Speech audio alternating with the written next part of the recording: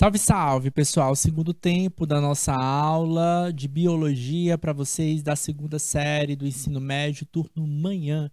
A gente está conversando com vocês sobre o tema os principais problemas de saúde pública no Brasil e a questão, o foco da nossa aula em saúde pública, tem muito ponto para falar sobre saúde pública, é falar hoje sobre as chamadas ISTs. São as infecções sexualmente transmissíveis. Tá? São possíveis agentes, tá, biológicos que levam a causar doenças, tá? Então a gente começou a nossa aula diferenciando o que é uma doença do que é uma infecção, tá? Então a doença tem a manifestação clínica, tá? Então a gente vai ver as características e a gente tem as infecções, tá?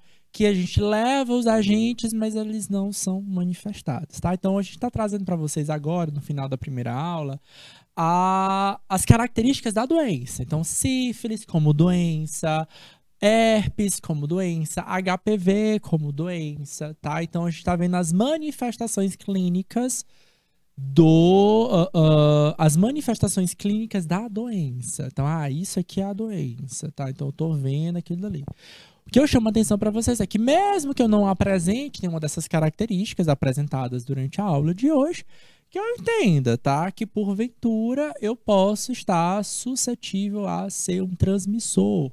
Ou que o meu parceiro, a minha parceira, pode estar também transmitindo uma doença para mim, mesmo não apresentando nada, tá? Então, não apresentar uma característica não significa dizer que ele não vai te transmitir a doença. A gente fechou a nossa primeira aula com o HPV, né?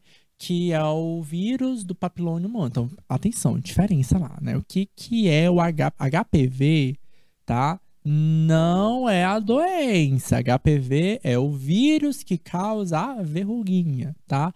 A verruguinha genital. Não é aquela verruguinha de corpo, mas a verruguinha genital. Em geral, ela vai apresentar onde? Nas regiões genitais. Por quê? Porque ela foi transmitida lá, tá? Aí o vírus encontrou lá, ele vai querer se multiplicar, tá? Tem que lembrar do conceito básico de vírus, tá? Que conceito básico de vírus é esse? O vírus, galera, ele não é uma célula, né? Ele não tem célula, então ele precisa infectar uma célula para realizar a sua função básica vital, né? Por exemplo, se reproduzir, tá?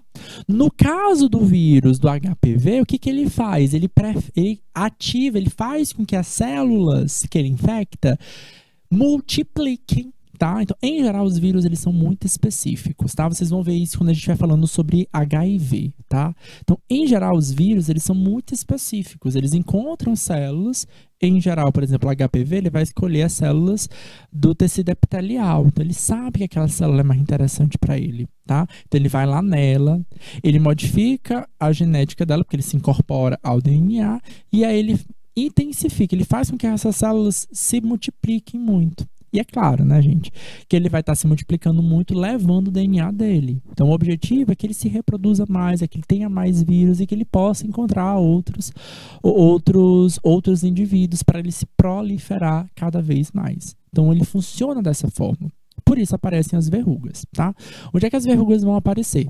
Virilha, na vulva, né? Pode aparecer no escroto, tá? O que é o escroto? É o saco do pênis, no longo do pênis, até mesmo na cabeça, que é chama de glande, tá?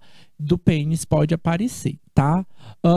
Pode aparecer também na região anal, tá? Então, se você teve esse contato sexual, especialmente no sexo anal, pode aparecer a verruguinha lá, tá? E aí, como é que eu faço, professor, e tal? Bom, primeira coisa é procurar um médico, tá? Em geral, como é uma verruga, não é algo tão complicado, tá? Um pequeno ponto, um pequeno gelzinho, ele vai conseguir fazer essa remoção uso tópico, tá? Provavelmente ele vai passar algum medicamento. Não é antibiótico, como foi o caso da sífilis, tá? Então, a gente falou da sífilis, falou da herpes e tá falando agora do HPV para vocês, tá? Sífilis é uma bactéria, tá? Então, para ela tem antibiótico, tá? Então, antibiótico, em geral, é utilizado em tratamentos bacterianos, tá? Vírus não é tratado dessa forma. Então, o médico vai buscar um outro tratamento. Não é todos as doenças sexualmente transmissíveis que têm vacina, tá? Pro caso do HPV, temos. Professor, por que que uma dá certo e outra não dá certo? Tem a ver um pouquinho com a mutação que essa vírus ou essa bactéria porventura possa ter, tá? Então, a dificuldade de desenvolvimento de vacinas para alguns tipos de vírus, tá? Por exemplo, HIV, não tem vírus, não tem vacina para isso. O pessoal de Lagoinha fez uma pergunta interessante. Professor, a herpes tem relação com câncer do colo do útero? Herpes em geral não. O que a gente vai ter a relação é o tal do HPV mesmo, tá? Por la lógica por trás do HPV, tem que lembrar, tá? Por isso eu chamei a atenção para vocês. Como é que o HPV funciona? O vírus entra nessas células e a função dele é multiplicar aquelas células, tá? Aí duas coisas vão influenciar, tá? Nem sempre o câncer do colo de útero vai ter relação com HPV. Você pode não ter sido infeccionada pelo vírus, tá? E mesmo assim desenvolver o HPV. A gente tem que entender a relação do útero propriamente dito, tá? Vamos voltar aqui para a aula, tá? Para o slide, para a gente entender como é que acontece, tá? Ó. Então, essa estrutura aqui seria o útero. Vamos desenhar aqui do ladinho toda essa estrutura também, tá? Que seria do aparelho reprodutor feminino, tá? Então, a gente vai ter aqui uma vagina, certo? Lembrando que essa vagina é um canal, tá? Pelo qual o pênis vai penetrar, tá? A gente vai ter um útero que tem esse formato mais triangular, certo? A gente vai ter as trompas e a gente vai ter um ovário aqui. Ok? Nas pontinhas, tá? O útero, essa região aqui do útero, que é essa região triangular, certo? Todo ciclo menstrual, essas paredes do útero que eu estou pintando de amarelo aqui nessa imagem, tá? Vou dar só o zoom aqui para vocês, ó. Então, essa região amarelada que eu pintei aqui para vocês, essa parede do útero a gente chama de endométrio, tá? Todo ciclo menstrual, essa parede do útero, ela se desenvolve, tá? Para quê, professor? Para receber o embrião. E a gente tem no ciclo menstrual feminino humano, normalmente esse ciclo menstrual é de 28 em 28 dias. Pode variar de mulher para mulher, tá? Aí é aquela coisa, né? Desenvolveu. Não teve o filho, o que que acontece? O corpo rejeita essa parede desenvolvida. Para quê? Para preparar de novo, tá? Porque senão vai começar a ficar velha e aí não vai ficar tão interessante para poder desenvolver a próxima fecundação. Aí elimina tudo isso. Aquela dor de cólica, tá? Para as meninas ou para as pessoas que menstruam, tá?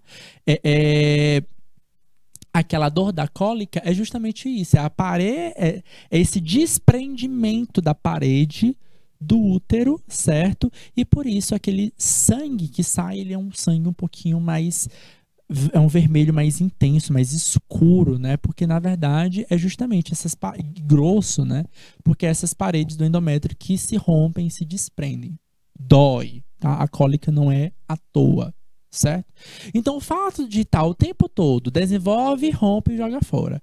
Desenvolve, rompe e joga fora pode ser o suficiente para o desenvolvimento do câncer do colo do útero, tá? Porque o câncer é isso, gente. É o desenvolvimento anormal, é a divisão anormal, não controlada de uma parte do corpo. Naturalmente, essa região sofre divisões celulares constantemente, certo? Outra coisa que pode acontecer é que nessa parede do colo do útero, onde é que seria esse colo do útero, tá? Diminuir aqui o zoom.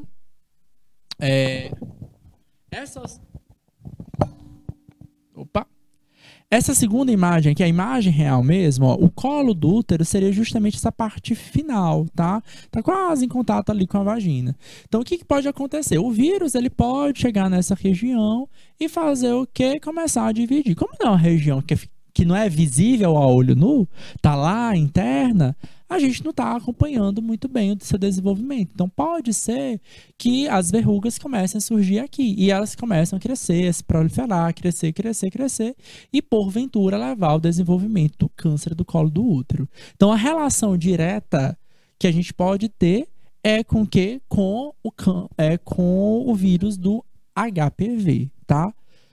HPV, lembrando que vai desenvolver mesmo é a verruguinha, tá? Porventura, essa verruga pode ter uma relação com o câncer do colo do útero. Formas de prevenir, né? Evitar ter o HPV. A primeira prevenção de cara é a camisinha, de novo, né? Beleza. Porém, nós temos vacina para o HPV, tá? O Sistema Público de Saúde fornece vacina contra HPV gratuitamente para meninos de 11 a 14 anos e meninas de 9 a 14 anos. Tem que lembrar que periodicamente tem que fazer aí uma reposição, tá? Então tem que acompanhar direitinho, ver quantas vezes precisa ter esse acompanhamento, tá? Para poder seguir. Então, tem que estar seguindo direitinho com a pediatra, ver todas as vacinas que precisam ser repostas, refeitas na fase adulta também, tá? Também devem ser vacinados portadores de vírus HIV, tá? Pessoas com baixa imunidade, entre 9 e 26 anos. Além dessa medida, a prevenção é fundamental usar camisinha nas relações sexuais. Aí, ó, atenção. HIV é outra doença, ou é um outro vírus, tá? HIV é outro vírus, não é HPV, pelo amor de Deus. A vacina é contra HPV. Não existe vacina contra HIV, infelizmente, tá? E por que a pessoa que é portadora de HIV precisa se vacinar? O vírus HIV, galera, é um vírus que a gente vai ser conhecido como vírus da imunodeficiência humana. Como eu disse para vocês, vírus, eles agem em células muito específicas. E aí é isso que ele quer. Ele quer encontrar uma célula tão específica que é ela que ele vai agir. No caso do vírus, ele acessa as células de defesa do meu corpo, tá?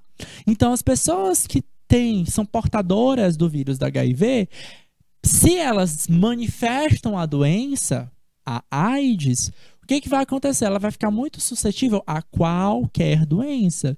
Então, inclusive ao HPV, tá? Então, quando a pessoa manifesta a doença HIV, quando ela manifesta a doença, não, né? Quando ela é diagnosticada ou detectada que ela é portadora do HIV, o que vai acontecer? Ela vai passar por uma bateria de vacinas, de várias vacinas, certo? Além de um tratamento para o controle do vírus, tá bom? Então, ó, portadores do vírus HIV, tá? Então, independente de ter AIDS ou não, pessoas com baixa imunidade, pelo mesmo motivo, tá? Lembrando que a baixa imunidade não é só por conta do HIV, eu posso baixar minha imunidade por conta de um câncer, de um outro câncer, tá? Então, desenvolvi câncer de mama, câncer de tireoide, tá? Então, tua imunidade vai estar mais baixa, tá? Então, você também deve tomar essa vacina, tá? Além, claro, né? Vou entender direito o teu problema, tá? E além disso, a preservativo, né? Sem sombra de dúvida, a melhor forma, porque não tem um contato direto entre as partes, tá bom? Aí vamos falar, já que estamos falando de HIV, vamos falar sobre ele, né? Atenção, ó. AIDS, doença. HIV, agente que causa. Doença tem sintomas. Agente pode estar presente sem promover a doença. Volta aqui, ó. Pessoas portadoras do vírus HIV não são pessoas doentes com HIV, com AIDS, certo? HIV, quando manifestado, leva à doença AIDS. Então, não significa dizer que toda pessoa que tem HIV tem a AIDS, certo? Então, às vezes, a pessoa tá ali com o vírus silencioso no corpo, tá bom? Bom, AIDS é uma doença causada pelo vírus da imunodeficiência humana, ou HIV, tá? O vírus ataca principalmente as células de defesa do corpo, conhecido como linfócito T auxiliar ou CD4, tá? Então, sim, as provas de Enem, inclusive, são muito específicas, tá? A gente teve uma pandemia, principalmente lá nos anos 70, 80, até 90, que gerou muito preconceito, que a gente carrega esse preconceito até os dias de hoje, tá? Então, primeiro cuidado que a gente precisa ter, tá? Transmissão dessa doença, tá? O vírus, a preferência dele é um vírus que está circulando no sangue. Ele gosta da célula, do linfócito T. Que célula é essa, gente? A célula do linfócito T, tá? Ou CD4+, ele é um glóbulo branco. Ele é uma célula de defesa do corpo humano, tá? Então, como ele afeta diretamente ela, tá? Ele vai destruir essa célula. O que que acontece? A pessoa, ela fica suscetível a outras doenças, tá? Então, uma das grandes características dessa doença, da AIDS, é que a pessoa fica suscetível a outras doenças. Então, você acaba podendo morrer de outras doenças. Fica muito fraco, muito fragilizado, tá? Então, essa é uma das características básicas. A pessoa vai morrer de gripe e tal. Sim, de gripe, acontece, tá? Morfologicamente, podem acontecer sintomas, como, por exemplo, o sarcoma de Kaposi, que talvez seja o sintoma mais claro pra gente, mais visível, tá? Que são manchas pretas, como se fossem grandes roxos ao longo do corpo, tá? Normalmente, quem acaba detectando isso é dentista, tá? Parece as manchonas pretas na parte interna da bochecha, do céu da boca. O dentista vai ver aquilo dali e vai falar, isso aqui é um sinal da manifestação do HIV, certo? São as manchinhas pretas, né, arroxeadas, ao longo da boca. Tem alguns outros sintomas que o dentista também pode ver, tá? E aí, normalmente, ele vai conversar com você, lembrando que ele também é um profissional da saúde, que também vai respeitar a posição sigilo paciente, e ele vai te orientar para você fazer um exame clínico, tá? De diagnóstico, tá? Então, tem testagem para isso, tá? Tem testagem rápida e testagem mais sensível, tá? Então, essa imagem aqui mostra para vocês os diferentes tipos de células que a gente tem, tá? No sangue, nós temos células que a gente chama de glóbulos brancos, tá? Que na segunda imagem, no esquema que a gente tem aí, a segunda imagem, o glóbulo branco e o glóbulo vermelho, tá? O glóbulo vermelho, também conhecido como hemácia ou eritrócito, tá? Ela é responsável pelo transporte de gases, especialmente de oxigênio, tá? Enquanto os glóbulos brancos, eles não têm o pigmento hemoglobina, por isso eles não são vermelhos, tá? O que deixa o nosso sangue vermelho são as hemácias, tá? E a hemoglobina, que é o pigmento respiratório, tá? Que a gente tem. Como os glóbulos brancos, glóbulos de defesa, não tem esse pigmento, é por isso que ele não tem cor, na verdade, tá? Essa segunda imagem aqui essa segunda imagem, a imagem da direita, é um esquema didático, tá? Do que seria o sangue. Na imagem da esquerda, para vocês, é uma imagem de microscópio. A gente fez uma pulsão do sangue, colocou numa lâmina e colocou um leve reagente para poder reagir, tá? Observa que as hemácias, elas são esses discos.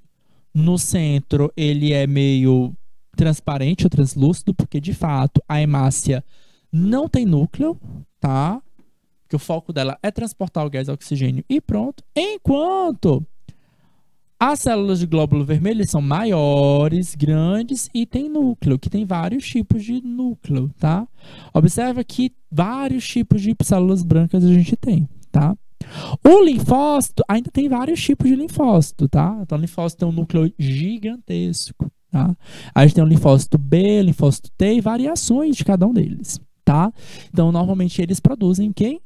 Os anticorpos. Por isso eles precisam ter um núcleo bem desenvolvido, porque eles vão guardar essa informação de quem é o antígeno, de quem é o corpo estranho, tá? Forma de transmissão do HIV. Gente, ele tá no sangue, tá? É um fato. A primeira coisa que a gente precisa entender é isso, é que esse vírus, ele tá no sangue, tá? Então, em geral, a forma de transmissão dele tá associado a sangue, tá? Aí você vai dizer o seguinte, e o sexo, professor? Não tem sangue, né? Pior que tem, tá? Especialmente a relação sexual peniana, né? Para o pênis ficar ereto, enrijecido, eu preciso encharcar este pênis de sangue. Por isso que ele fica enrijecido, né? Ou no termo vulgar, ele vai ficar duro, tá? Porque ele vai se encher de sangue. Então, toda essa relação associada ao sangue pode ser mais suscetível à passagem do vírus. Então, não precisa estar cortado o pênis, tá? Ou a vagina, tá? E sim, a vagina também vai ficar enrijecida, tá? Durante o ato sexual, durante o prazer, tá? Então, ela pode também acabar sendo um bom local para a transmissão, tá? Do sangue. A região é a região mais sensível, pele é um pouquinho mais fina, então o vírus acaba podendo passar com mais facilidade, tá? Professor, um beijo pode transmitir HIV? Dificilmente, mas pode acontecer, tá? Vamos lá acompanhar aqui as formas, né, das transmissões. A primeira coisa é a transmissão sexual, tá? Nas relações sexuais com o portador, tá? Então, tive uma relação com um coleguinha, uma coleguinha, e essa relação foi desprotegida. A primeira coisa que a gente deve fazer é o seguinte, procurar um médico para poder conversar. Falar, ó, tive esse contato, tá? E os dois fazerem um exame, tá bom? Beleza? Primeira coisa é essa, tá? Ah, mas é porque o coleguinha fez sexo anal. Não vai transmitir. Transmite, tá? Sexo anal também transmite. Sexo oral pode também transmitir, tá? Então, tive uma relação com portadores do vírus sem proteção. Sem proteção, tá? Em geral, a pessoa que está fazendo sexo protegido dificilmente vai pegar, tá? Mas também posso acontecer a transmissão por transfusão de sangue. Recebi um sangue que está contaminado pelo vírus, tá? Recebi uma cirurgia, certo? Em geral, há um controle relativamente rígido do centro de triagem do sangue, tá? Então, vou fazer uma cirurgia, o sangue que vai chegar lá, por exemplo, aqui no Piauí é o Hemop, tá? Então, eles vão ter um controle daquele sangue para saber taxas de gordura, taxas de cargas virais, tá? Então, para justamente não passar uma doença de um lado para outro, mas pode ser que aconteça, tá? Assim como a transmissão a transmissão por transplante de órgão, tá? Então, a lógica da transfusão de sangue contaminado é a mesma da transfusão de órgãos, tá? É claro que eles vão fazer um exame, só que é muito rápido, tá? Então, por exemplo, imagina que foi a transfusão de um coração, tá? Então, não dá muito tempo para realizar ali um controle rígido de quem foi que morreu ali, para saber se essa pessoa é ou não infectada. Então, pode ser que aconteça que dê um falso negativo, tá? Tem essa questão, tá? Do teste, tá? O teste que você faz pode dar um negativo e ser um falso negativo, tá? Por isso é importante você fazer mais de uma vez os testes, tá? Sempre que você tiver uma relação sexual desprotegida, tá? Você tá aí buscando se testar, ou mesmo se você não tenha, fazer um teste a cada 6 meses, tá bom? Uso de seringas, objetos cortantes como agulhas contaminadas, tá? E assim, gente, eu me cortei aqui com a tesoura, tá? Peguei HIV? Não, tá? O vírus, ele não vai ficar solto na natureza, ele vai estar em contato com o sangue, tá? Então, ele precisa desse contato com o sangue. Então, qual é a situação, por exemplo, tá? Imagina aí que um enfermeiro, tá? Que tá aplicando uma injeção em um paciente, tá? Um dentista que tá ali trabalhando com um paciente, o dente tá sangrando, tá? Eu tô aplicando uma injeção, no caso do enfermeiro, sem querer, a agulha transecciona. O que que é isso, professor? Ela sai do lugar onde ela tá e ela acaba te furando, te perfurando, tá? Então, o profissional da saúde, corre um risco direto com isso, tá? Dentista, enfermeiro, fisioterapeuta, médico, tá? Então, eu tô ali já trabalhando com aquele material perfuro cortântico. Observe o exemplo que eu te passei. O paciente está cortado com sangue à mostra e você, como profissional da saúde, também se corta. Então, tá tendo contato direto, sangue para sangue. Então, não é que o fulaninho tá cortado, certo? E você não tá cortado, você vai pegar. Não, não é tão simples assim. Abraço passa? Não, abraço não passa. Tá? Então precisa ter essa troca de sangue, certo? E aí por isso eu falei para vocês, o beijo pode passar, é muito difícil, a não ser que a boca esteja cortada, esteja uma afta, as duas bocas estejam cortadas, aí é outra história, tá? Então, tem pessoas, por exemplo, que chupam balinha, né? Balinha de hortelã e tal, e essas balinhas quando vão ficando bem fininhas, elas tendem a cortar a boca da gente, tá? Então, pode ser uma situação, tá? Vai na festa para melhorar o hálito, bota a balinha, corta a boca, mas é um ralado tão pequenininho que você acha que é besteira e ali é onde pode ocorrer alguma infecção, tá? Professor, vi que uma pessoa se curou do vírus da HIV depois de fazer o transplante de medula óssea. Já tem 4 pessoas curadas no mundo. Sim, isso é uma notícia nova, tá? Mais pesquisa científica tem que ser realizada, viu? O pessoal de Lagoinha trazendo uma notícia, um fato interessante, tá? Infelizmente, ainda tem muitas dúvidas relacionadas a isso, tá? Outro cuidado que a gente precisa ter é com a palavra cura, tá? Pode até me colocar um pouquinho na tela, Renan, tá? Eu gostei muito que vocês tenham trazido esse dado, essa informação, tá? Valeu, Renan. Pelo cuidado que a gente tem com a palavra cura, tá? Bom, são casos pontuais, tá? O da cura. E ainda tem um grande ponto de interrogação, tá? Então, eles ainda precisam estar acompanhando muito essas pessoas que aparentemente foram curadas, tá? Sim, isso pode, talvez, ajudar a responder e a elucidar a solução, porque, teoricamente, a gente não tem cura para essa doença. É pro resto da vida com ela. Só que tem tratamento, tá? E melhorou muito nos últimos 30 anos, tá? De doença. A gente tem mais de 40 anos de doença, na verdade, tá? Mas melhorou muito. Hoje, em geral, aqui no Brasil, a gente tem 2 tipos de tratamento, um com 2 comprimidos e um com um comprimido só, tá? Então, o que acontece? Fiz o exame, deu positivo. E agora? Acabou com minha vida? Não, a vida não acabou, tá? Só que você vai ter que entender que pro resto da vida você vai ter que tomar remédio, tá? E que remédio é esse, tá? Temos 2 tipos de tratamento. Eu não vou dizer, como eu já disse para vocês, eu não vou dizer o nome de medicamento porque isso é tratamento médico. Então, o médico que vai passar isso para você, tá? Coisa boa, tem no SUS, tá? É de graça, tá? Acho que praticamente todos vão usar, todas as pessoas soropositivas têm o tratamento gratuito, se eu não me falha a memória, tá? Não sei se tem a versão paga. Eu conheço a versão gratuita, tá? Então, primeira coisa, não vou ficar horrorizado porque peguei essa doença e agora acabou com minha vida. Não.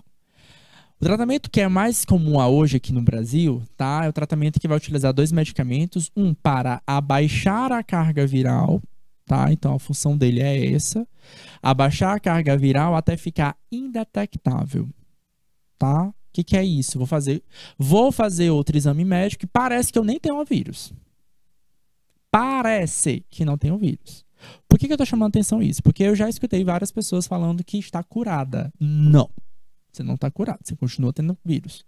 É o medicamento que abaixa a tua carga viral. E essa carga viral indetectável diminui ainda mais a característica de você transmitir essa possível doença, tá? Então, porventura, infectei, peguei essa doença, nem foi por relação desprotegida, mas foi por alguma outra situação, tá? É uma transfusão de sangue, enfim, tá? Então, isso pode me levar também a ter essa doença. E aí, agora, o que eu faço com a minha família, tá? Sou casada, tenho uma esposa, quero ter filhos. Vou deixar de ter relação sexual com a minha esposa? Tratamento, tá? Então, primeiro abaixa a quantidade de carga viral e o outro medicamento, ele eleva as tuas células de defesa do corpo, que são justamente essas células de defesa que protegem. Então, esse medicamento, ele funciona nesses dois sentidos, tá? Antigamente era um coquetel, né, cheio de remédio que você precisava tomar, tinha muito efeito colateral. Hoje em dia, não, você toma nem percebe, tá bom? Então, é a primeira saída, tá? Forma de prevenção, tá? Forma de prevenção do HIV. Pode me deixar na tela, Renan. Pode me deixar na tela mesmo, Renan. Forma de prevenção do HIV. Não tem vacina, tá? É a camisinha. É saber que eu posso me contaminar com material perfuro cortante, tá? Então, tô ali no atendimento clínico, quem for fazer enfermagem, por exemplo. Eita, me furei, agora o que eu posso fazer? Testagem no paciente, testagem em você, tá? E acompanhamento médico, tá? Então, dependendo do caso, o médico vai poder te passar um desses medicamentos, o mesmo medicamento de quem usa, tá? Tem o HIV, tá? De abaixar a carga viral e aumentar a imunização, tá? E esse medicamento esse tipo de medicação a gente chama de PEP, tá? PEP, né? Pós-exposição, tá? É depois da exposição. Por que eu tô chamando a atenção isso para vocês? Infelizmente, dados do Brasil, tá? A gente sabe que, infelizmente, a gente tem muito caso de estupro, tá? Então, e aí? Tive essa situação do estupro, tá? O que eu faço com a minha vida? Acabou com a minha vida. Não, primeira coisa é procurar um médico, tá? Denunciar e tal, tudo isso é importante também. Mas eu vou procurar um médico para cuidar também da minha saúde, tá? Então, ele vai fazer um exame clínico, tá? Certamente vai dar negativo, mas ele vai te passar o que a gente chama de medicamento pós-exposição, tá? Então, o que vai acontecer? Diminuir a possibilidade de carga viral, então se aparecer esse vírus, vai sumir e elevar a carga de linfócito, de células de defesa do teu corpo, para defender ainda mais teu corpo, justamente no período que a gente chama de período de incubação, tá? Essa medicação ou esses exames devem ser feitos com até 72 horas do ocorrido, seja de uma perfuração, de uma troca de sangue, tá? Ou do contato sexual desprotegido, tá? Então, é uma forma da gente evitar, tá? Outra situação são pessoas que se enquadram em quadros vulneráveis, tá? Profissionais do sexo e alguns outros grupos específicos podem ser acompanhados por médicos, tá? E tomar um medicamento muito parecido com esse medicamento da pessoa com HIV e esse medicamento ser chamado de PrEP, que a gente chama de pré-exposição.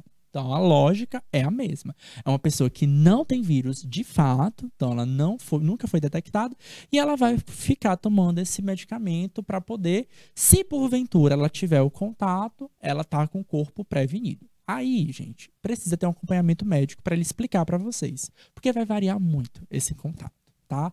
A PrEP, ela só ajuda a diminuir a infecção para o HIV e pronto, tá? Então, você vai continuar tendo que usar o preservativo. Tá?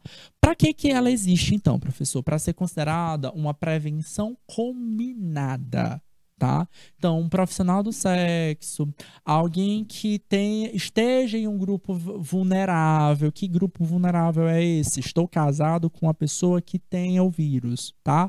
Ou outros grupos associados, tá? Tem vários tipos. Tem pessoas que tenham relações com muitos parceiros também, pode ser o caso, tá?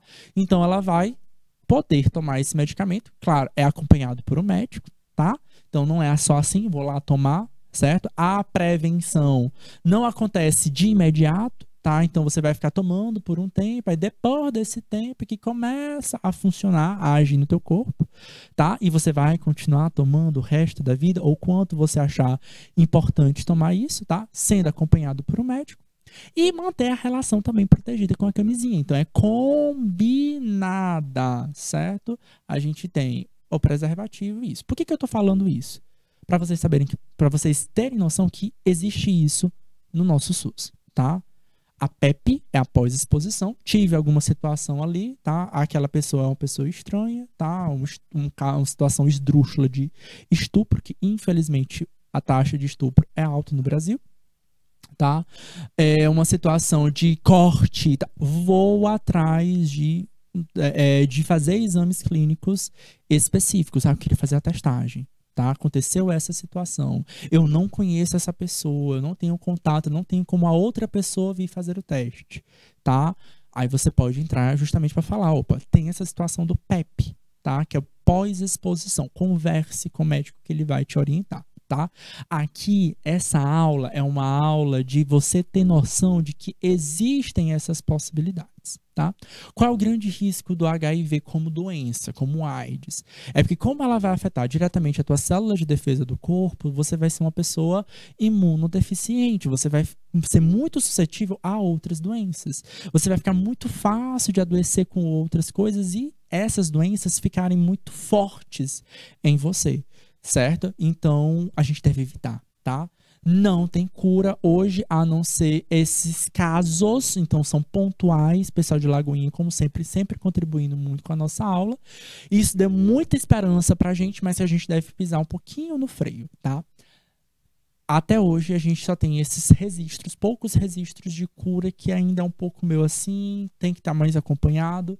Então, se ouviu alguém falar na minha cidade... Eu já escutei mais de uma vez essas frases, tá? E ainda sai o zum na cidade. Não, porque o fulano teve e ainda se curou. Opa, não curou não, certo? Por que isso a gente deve frisar? Não se cura assim tão fácil, tá? Para que evitar essa pessoa deixar de tomar o medicamento, tá? Para evitar que as pessoas deixem de se proteger, tá bom? Não é o fim da vida, tem tratamento, mas a gente deve evitar, né? Para que a gente não possa ter algum tipo de consequências negativas, tá bom? Beleza? Agora sim, pode voltar aqui para a tela, tá? Podem comentar mais, vocês estão aí, ó, contribuem demais, sabe, a participação de vocês. Outra doença que a gente tem, tá, é a candidíase, tá? A candidíase é um fungo, tá? Candida albicans, tá? É um fungo, agora não é mais bactéria nem vírus. Vocês viram que tem muitos vírus, tá? Que se aloja comumente na área genital, provoca coceira, secreção e inflamação, tá? Em geral, vai gerar umas manchinhas brancas, esbranquiçadas. Normalmente aparece na boca, tá? E aí, aquela coisa, tá? O que eu falei pra vocês. O dentista, ele acaba identificando muito sobre isso, tá? A cândida, normalmente, ela é silenciosa na boca, tá? Quando ela aparece, é porque normalmente a pessoa... Normalmente não. Tem uma relação direta, tá? Da pessoa que tá infectada com vírus HIV, tá?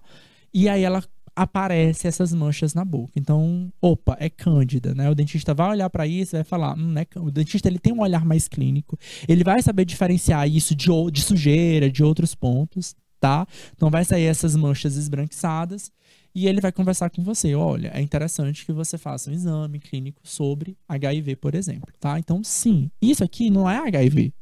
Não é HIV. Porém, é um dos sinais que a pessoa pode estar infectada. Por quê? HIV é o vírus da imunodeficiência. Ele acessa as células de defesa do teu corpo. Você fica mais suscetível a outras manifestações de doenças, certo? Então, meio que esse fungo consegue se proliferar com muito mais evidência. Tá? Normalmente, dor, coceira, tá? Algumas fissurinhas na mucosa da região genital, certo? Do pênis, da vagina, ok? Então, são comuns, tá? Outra doença que é comum é uma bactéria, tá? Que é a gonorreia, tá? Essa doença tem muitas imagens, vai sair um fluidozinho de cheiro fétido, tá? Tem um corrimento, tá? Que tem um cheiro forte, incomoda as pessoas, tá?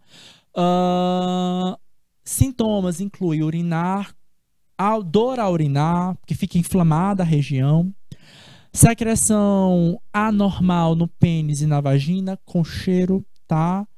Homens podem sentir dor testicular e mulheres dor pélvica, né? Em alguns casos, a gonorreia pode não ter sintomas. A imagem que a gente tem ali é um esquema do que seria a bactéria que causa a gonorreia. Ok? Só para a gente fechar essa parte do doenças que a gente tem. Muitas pessoas são portadoras e nem sabem. E todos sofrem com isso. O pai do Armandinho está falando. Podem ser transmitidos pelos pais, pelos amigos, da escola, até pela TV. E tem cura? O Armandinho pergunta para o pai. O pai diz que tem. Opa, que é isso? O que é que tem cura? Preconceito se trata com educação. Por isso que a gente tem aula de educação sexual na escola, tá, galera? Que é pra gente conhecer as possibilidades, tá? E sair dessa ideia, dessa cabeça de que não, isso não vai acontecer comigo, de achar que nunca pode acontecer com você. Acontece. Tá acontecendo com pessoas, pode estar acontecendo com pessoas próximas e você pode ser essa pessoa que vai ajudar, dar apoio. Outra coisa que é muito importante, tá? Ser a rede de apoio de outras pessoas também, tá? De ouvir, de estar ali do lado, porque é algo que pode mover. Algumas dessas doenças é pro resto da vida, tá? Então, algumas não, várias dessas doenças aí são pro resto da vida. Então, você precisa ter esse cuidado, tá? Muito grande. Tá bom? Beleza? Nada de preconceito, tá? Descobriu que alguém tá... Se essa pessoa não te disse, não fica falando, nada de ficar fofocando. Isso é intimidade. Inclusive, queridos, divulgar a intimidade de vida de outra pessoa pode ser lido como crime, tá? Injúria, tá? Então, nada de... Escutou falar, fica na tua. Tá? Se essa pessoa te falou, tá precisando daquela ajuda, seja uma pessoa de suporte, acompanhe ela se for o caso, tá? Oriente as informações que você já leu, que você viu uma aula como essa, ou de outros profissionais da saúde, tá? Mas também não saia divulgando a vida pessoal de outra pessoa, tá bom? Então, outro ponto importante, certo? Rede de apoio a gente precisa também de mais. E bom, já que eu falei sobre sexo, tá? Vamos falar também sobre métodos contraceptivos, tá? Métodos contraceptivos, galera, são os métodos para evitar gravidez, tá? Eu escuto muito, tá? Até hoje, 2022, eu fico, meu Deus, até hoje a gente escuta isso, né? Acha que a camisinha, eu falei várias vezes para vocês, qual é o melhor método para prevenir ISTs? Camisinha, tá? Que são os preservativos, tá? Normalmente o pessoal vai falar assim, é camisinha para evitar a gravidez e pronto, né? Aí vê uma relação homoafetiva, tá? Dois homens, para que vai precisar de camisinha? Não precisa, não vai engravidar, né? Não, gente, a camisinha é para evitar contaminação cruzada de vírus, de bactérias e outras doenças sexualmente transmissíveis. É para isso, certo? Beleza? E aí, de quebra, a gente também tem essa ideia também de evitar a gravidez, ok? Basicamente, a gente tem dois tipos de métodos contraceptivos, os métodos que a gente chama de químicos e os métodos de barreira, ou os métodos físicos, tá? O que os métodos químicos vão fazer? Eles vão modificar o corpo, os hormônios do corpo, especialmente os hormônios da mulher, tá? Para evitar que aquele corpo consiga gerar uma outra criança, tá?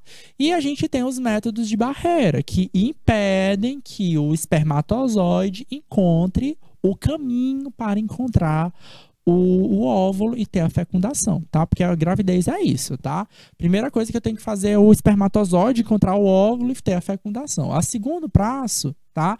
É que esse zigoto, tá? Ele se aloje lá naquelas paredes do endométrio, do útero, que eu falei para vocês, e passa a se desenvolver, tá? Aí a gente vai ter um processo de nidação e esse feto crescer e possivelmente vir a nascer, tá?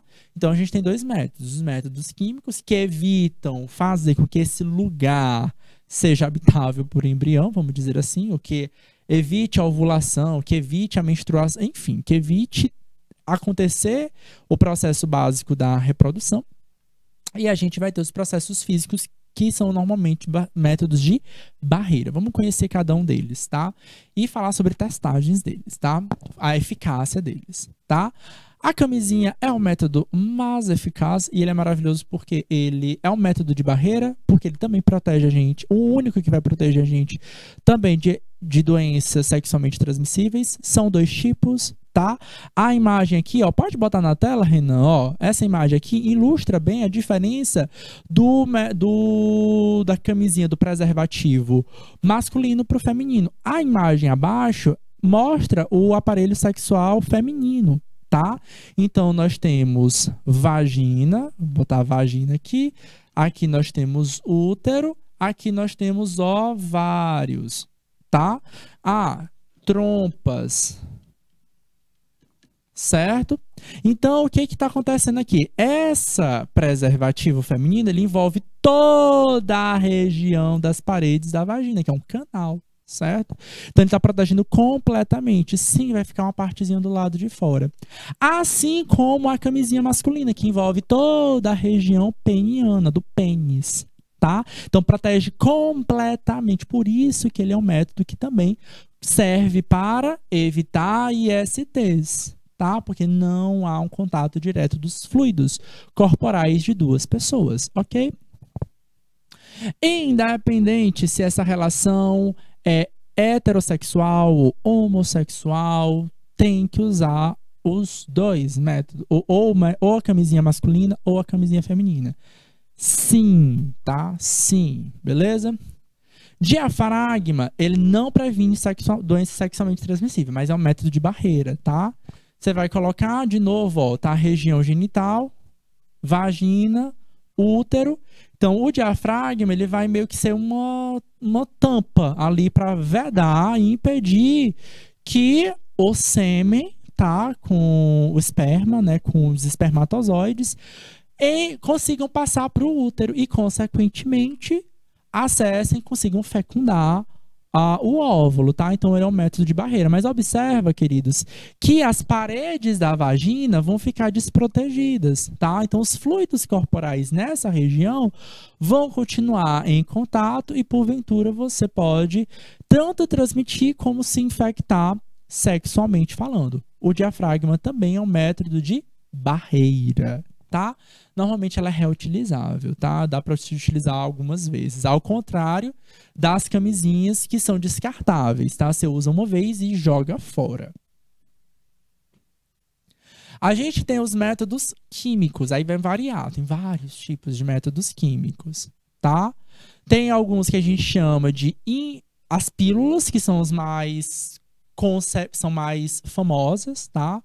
Temos 2 tipos de pílulas, tá? Temos as pílulas de uso prolongado, tá? E o motivo de eu utilizar essa pílula é o mais variado possível. Tem pessoas que usam, especialmente as meninas, tá? Por conta de espinha, tá? Para controle de espinha. Então, alguns não vão, de fato, impedir que você deixe de engravidar. Alguns vão impedir que você menstrue, outros não, tá? Então, tem que ter um acompanhamento médico para entender a diferença de cada um. O médico vai te olhar como indivíduo e não como regra geral, tá? Quando a gente vem para a escola, para a sala de aula, os alunos, vocês alunos, querem a regra geral, né? Me dá uma solução para tudo. Não dá. Não dá para ter uma solução do mundo todo, tá? Então, o médico ele vai te olhar como pessoa, como indivíduo, e vai entender que o que pode funcionar para Maria não vai funcionar para Ana, tá? Que cada método é diferente, tá? Então, em geral, as pílulas, elas são de uso contínuo, tá? A gente também tem as pílulas do dia seguinte, tá? E para que elas servem, professor? Para elas meio que forçarem rapidamente o teu corpo, tá? Dar meio que uma explosão hormonal ali, para evitar que aquele corpo esteja apto para receber um bebê. Lembra lá do que eu falei para vocês, tá? O que desenvolve no corpo feminino é as paredes do útero. Vamos dar um zoom aqui, ó. As paredes desse útero, ele se desenvolve, chamada de endométrio. Então, se essa parede está bem desenvolvida, é ali onde o embrião vai se alojar, tá? Então ele meio que dá uma descarga hormonal muito grande para tornar esse ambiente inóspito, tá? Ou um ambiente ruim para que o embrião se desenvolva. Em que situações a gente usa a pílula do dia seguinte? Em situações em que a camisinha estourou. Socorro, beleza. Agora o que eu faço? Corre para o médico para contar essa situação. Tem um tempo. Não é à toa que o termo comum... Não é à toa que popularmente ela é conhecida como a pílula do dia seguinte. Por quê? Porque ela é um método de urgência, tá? Então, usei a camisinha, mas a camisinha estourou, pera lá, tá? Ela não deve ser usada recorrentemente, tá? Então, eu vou usar esse método em situações muito específicas, ok? Tem como passar para mim o slide, Renan? Tem como passar o slide? Travou aqui a tela para mim. Valeu. Então, temos os anticoncepcionais que podem ser de uso direto. Observe que as cartelinhas têm aí dia a dia, né? Então, usa todo dia. Como a gente pode ter os métodos, a pílula do dia seguinte, que em geral é uma só, e a gente vai utilizar em situações de urgência, tá? Tem as injetáveis, tá? Que elas duram um período. Elas controlam também as taxas hormonais do corpo. Tá? Então, periodicamente você acaba tomando. Por que eu escolhi um ou outro? É a médica, tá? A médica ou médico, tá? Normalmente o ginecologista que vai acompanhar o teu caso e entender a situação, entender o teu corpo, o que é que funciona melhor para um ou funciona melhor para o outro, tá? A gente tem um adesivo transdérmico que você fica usando continuamente o tempo todo, ele vai passando taxas hormonais, tá? Então, esse aqui são o que a gente chama de método químico. Pode passar, acho que voltou bastante aí, Renan. Pode passar bastante, não sei o que foi que aconteceu não. Pode passar, pode passar, pode passar. Mais. Agora, aí. O DIU, gente, é outro método, valeu. O DIU é outro método contraceptivo, tá? É um dispositivo, tá? Ele, apesar dele ser físico, ele é uma barreira química, tá?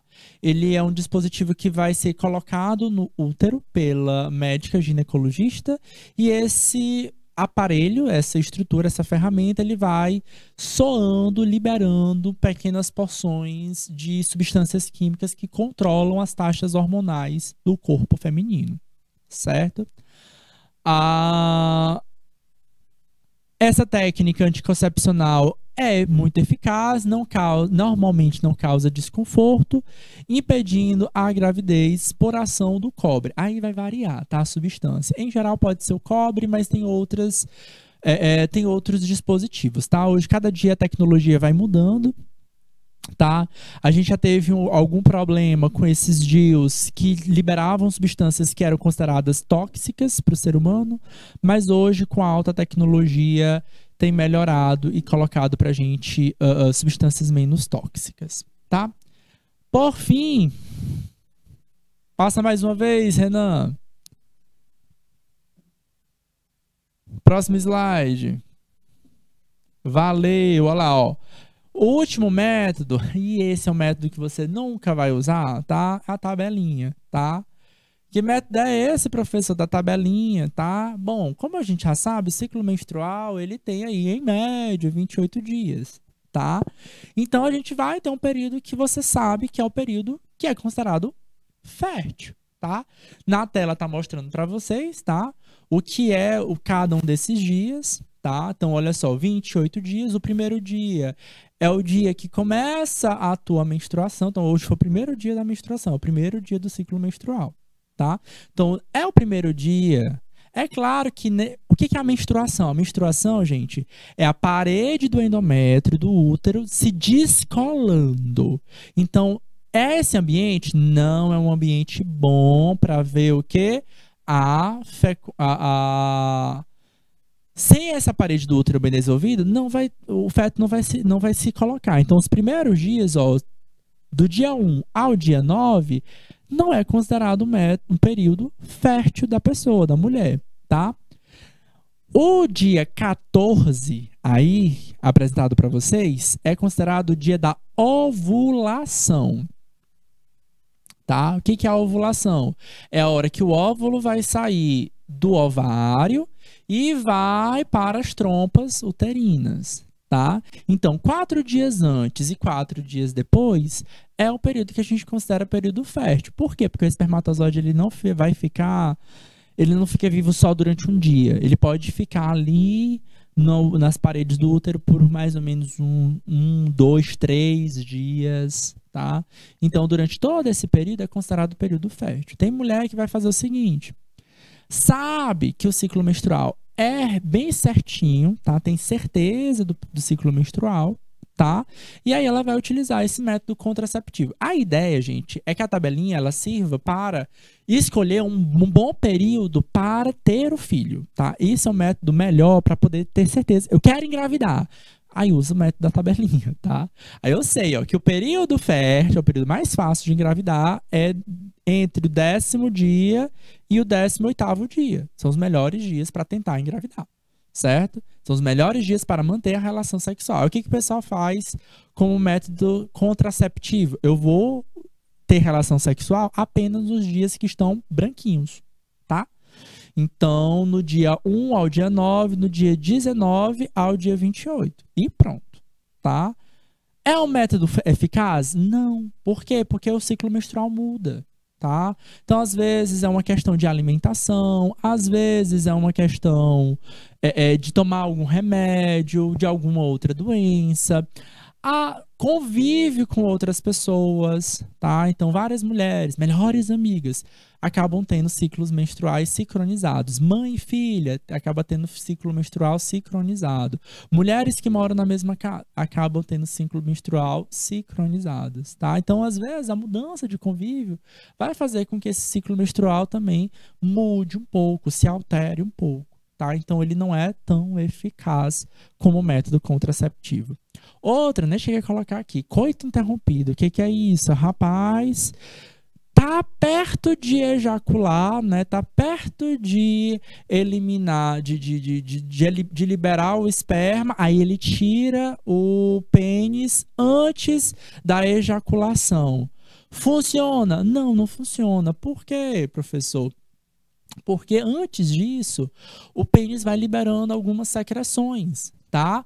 E essas secreções, dependendo do caso, né? Vamos supor que o homem tenha feito uma masturbação no dia anterior, ou até mais cedo. Pode ser que o espermatozoide tenha ficado no canal e aí ele seja liberado nesse processo. Então, essa outra secreção, você não vai ter controle. E 2, se não tiver o controle? Tá? Então, também não é considerado um método tão eficaz, tá? Gente, o método melhor que a gente vai ter aí é o preservativo, é a camisinha, tá de graça no SUS, não tem por que reclamar, tem variações, tá? De cor, de textura, tem que brilha no escuro, tem mais fina, tem mais grossa, tem sabores, então é pensado para isso, para esses casos de ser humano que tem relação sexual pelo prazer e não só para se reproduzir, e é para nos proteger, gente, é questão de saúde.